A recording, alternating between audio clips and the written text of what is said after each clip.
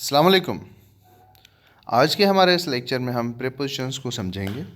Prepositions के सिलसिले को हमने कुछ वक्त पहले स्टार्ट किया था, जिसमें एक वीडियो लेक्चर अपलोड हो गया था।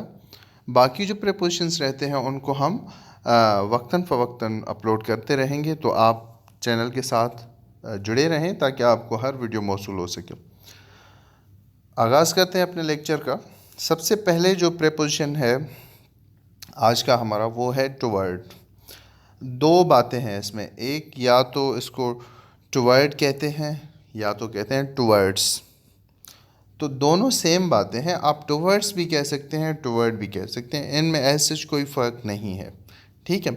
अच्छा, टुवर्ड का अगर हम कॉन्सेप्ट समझें तो याद रखिएगा, टुवर्ड का मतलब होता है किसी चीज़ के करीब, मीन्स करीब से करीब जाना किसी भी पर्टिकुलर डायरेक्शन में। ठीक है, लेकिन इसका कोई एंड पॉइंट नहीं होता। लेट सपोज यहाँ पे जैसे एक एग्जांपल लिखी है, उससे समझते हैं। She started towards the house but then turn towards market. ठीक है बच्चों, अब यहाँ पे जो फर्स्ट सेंटेंस है ये वाला, she started towards the house. अब यहाँ पे जब हम टुवर्ड्स का इस्तेमाल कर रहे हैं तो इससे हमें ये पता चल रहा है कि इस जर्नी का अभी एंड पॉइंट नहीं आया। ठीक है, जब इस जर्नी का एंड पॉइंट आ जाएगा तब हम टुवर्ड्स इस्तेमाल नहीं करेंगे, वहाँ पे कोई और प्रीपोजिशन यूज़ करेंगे, तो वो हम आगे चल के देखेंगे। पहले हम इसको समझ लेते हैं। इसको मैं डायग्राम के हिसाब से समझाता हूँ। लेट सपोज ये पॉइंट है हमारा। ठीक है बच्चों, तो इसमें यहाँ पे हम खड़े हुए, अब यहाँ से हम चलना स्टार्ट कर रहे हैं इस डायरेक्शन में। ये लैंडमार्क है हमारा, तो हम कहेंगे टुवर्ड्स दिस पर्टिकुलर लैंडमार्क। ठीक है, तो इन एरोज से हम प्रीपोजिशन को बेहतर समझ सकते हैं। टुवर्ड्स किसी भी चीज़ के डायरेक्शन को बताता है और डायरेक्शन का प्रीपोजिशन होता है, और इससे हम ये तब यूज़ करते हैं जब हमें कोई एंड पॉइंट ना गिवन हो किसी भी पाथ का। ठीक है, अब यहाँ से जैसे ये स्टार्ट हुआ है तो इसका एंड पॉइंट नहीं है। अब यहाँ पे जब पहुँच जाएंगे तब ये टुवर्ड प्रपोजिशन यूज़ नहीं होगा, तब कोई दूसरा यूज़ होगा। ठीक है बच्चों, इसके तीन यूजेस हैं। तीन यूजेस मैं यहाँ बता देता हूँ। सबसे पहले है ओरिएंटेशन।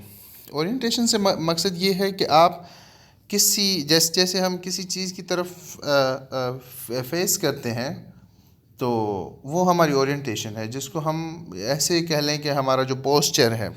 ठीक है, पोस्चर के लिए भी हम इस्तेमाल करते हैं, फेसिंग टुवर्ड्स समथिंग जैसे हम बोलते हैं। तो इस तरह के जो ओरिएंटेशंस होते हैं उनके लिए भी टुवर्ड्स का इस्तेमाल किया जाता है। दूसरा, डायरेक्शन ऑफ गेज। आप किसी चीज़ को तक रहे हैं तो उसके लिए भी टुवर्ड्स का इस्तेमाल होता है। यहाँ पे एग्जांपल मैंने लिखी हुई है, लुकिंग टुवर्ड या लुकिंग टुवर्ड्स समथिंग या समवन। ठीक है बच्चों, ये डायरेक्शन ऑफ जो गेज है इसके लिए भी हम टुवर्ड्स ही इस्तेमाल करते हैं। और उसके बाद वर्चुअल मूवमेंट। वर्चुअल मूवमेंट से मकसद ये है कि जैसे हम किसी दीवार वगैरह पे टेक लगा के बैठते हैं तो वो हमारी वर्चुअल मूवमेंट होती है।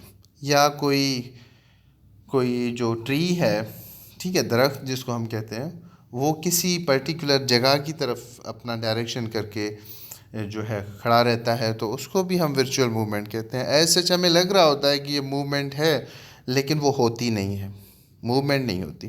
तो इस वजह से हम उसको वर्चुअल मूवमेंट कहते हैं। यहाँ पे एग्जांपल लिखी हुई है, the tree leaning toward the house.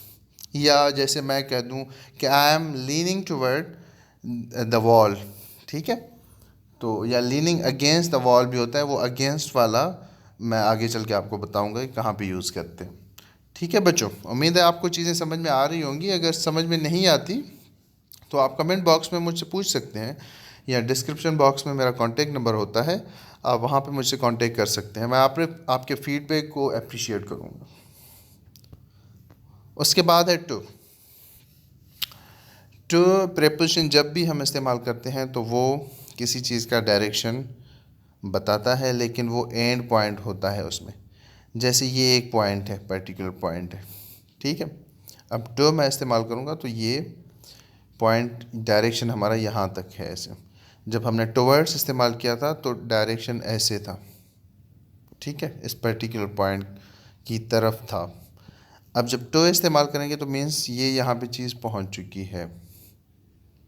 ठीक है बच्चों, यहाँ पे एग्जाम्पल लिखी हुई है, समझ लेते हैं उसको। I went to their house. ठीक है, अब यहाँ पे जो टू लगाया है मीन्स यहाँ पे एंड पॉइंट है।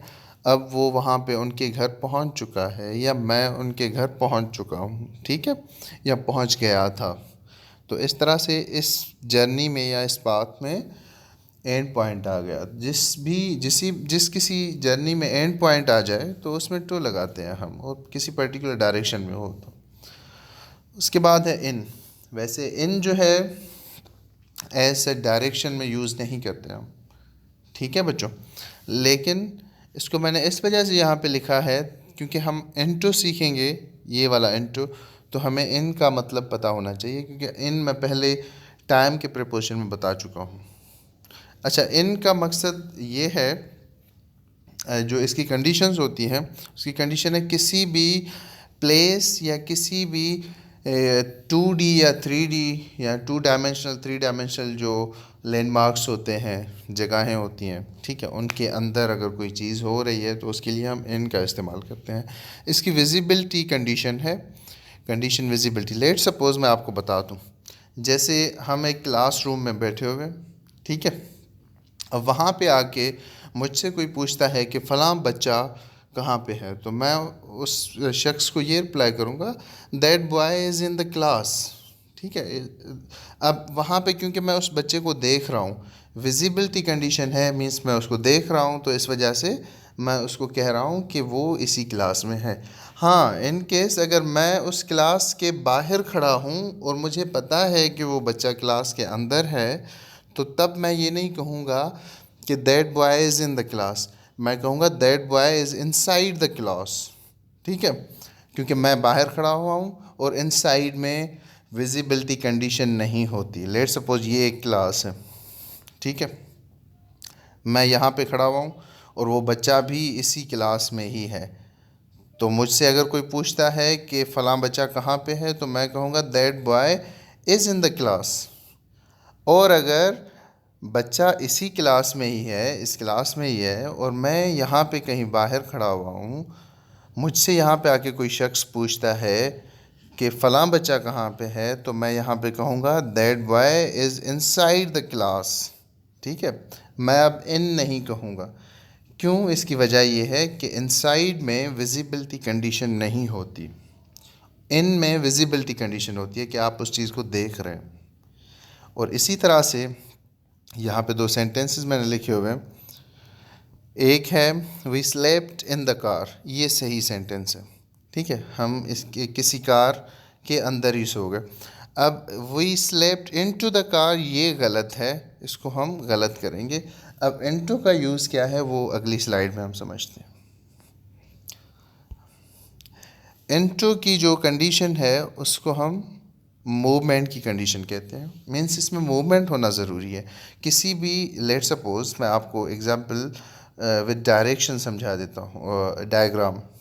ये क्लासरूम है, ठीक है, अब यहाँ से इसका ये गेट हो गया, डोर हो गया, इस डोर में अगर कोई अंदर जा रहा है यहाँ पे, ठीक है, इन हो रहा है, तो यहाँ पे मूवमेंट भी हो रही है और इनसाइड द क्लास भी जा रहा है।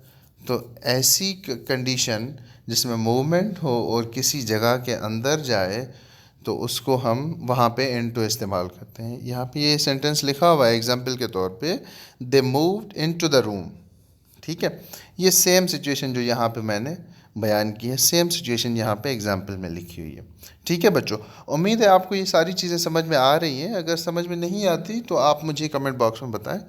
और प्रीपोजिशन से रिलेटेड बहुत सारी वीडियोस अभी आनी है, तो चैनल को ज़रूर सब्सक्राइब करें, दूसरे बच्चों के साथ भी शेयर करें ताकि दूसरे बच्चों के को भी इस चीज़ का फ़ायदा हो। उसके बाद जो प्रीपोजिशन है हमारा वो है इनवर्ड्स। इनवर्ड्स मैं आपको बता दूं, पहले डायग्राम में समझा देता हूँ। ये एक सर्किल है, ठीक है, कोई चीज़ है, कोई पार्टिकल है, कोई शख्स है जो कि इनसाइड दिस सर्किल है। अब वो जैसे ही इस सर्किल में है तो फर्दर सेंटर की तरफ जाए, तो ऐसी मूवमेंट के लिए हम इनवर्ड्स इस्तेमाल करते हैं। ठीक है बच्चों। हाँ, अगर इस सर्कल से बाहर है, लेट सपोज यहाँ पे है और अंदर जा रहा है, तो वो इनटू इस्तेमाल होगा। ठीक है, अगर ऑलरेडी अंदर है इस सर्कल में या किसी भी जगह में, तो वो वहाँ से सेंटर की तरफ जा रहा है, तो उसको हम इनवर्ट से जो है सिग्निफाई करेंगे। ये मैंने यहाँ पे लिखा भी हुआ है, टुवर्ड्स सेंटर, मैंने डायग्राम में समझा भी दिया है, और इस यहाँ पे इसकी एक्सप्लेनेशन मैंने लिखी हुई है।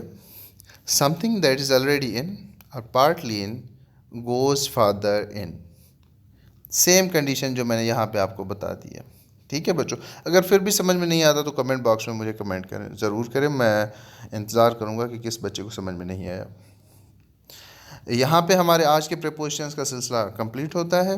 बाकी प्रीपोजिशंस जो हैं वो हम अगले लेक्चर्स में करते रहेंगे। बहुत सारे प्रीपोजिशंस हैं, प्रीपोजिशंस हर एग्ज़ाम में आते हैं, वो चाहे मेडिकल का एग्ज़ाम हो, चाहे कोई जुडिशरी का हो, या किसी भी तरह का कोई एग्ज़ाम हो, तो उसमें सारे प्रीपोजिशंस तो आते रहते हैं। आपने ये तो सीखने हैं। ठीक है बच्चों, तो जुड़े रहें चैनल के साथ, सब्सक्राइब करें, वीडियो को लाइक करें, शेयर करें, दूसरे बच्चों को भी इस चीज़ का फ़ायदा हो। अपना ख्याल रखिएगा। अल्लाह हाफ़िज़।